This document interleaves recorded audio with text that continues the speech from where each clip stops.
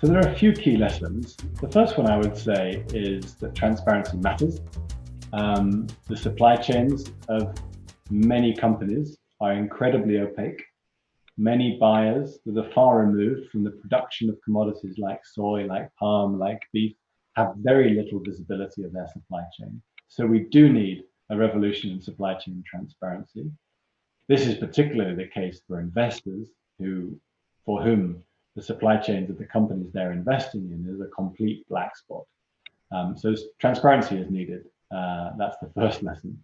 The second lesson is that we don't need the level of detail and the volume of information that is often assumed before we can start taking action.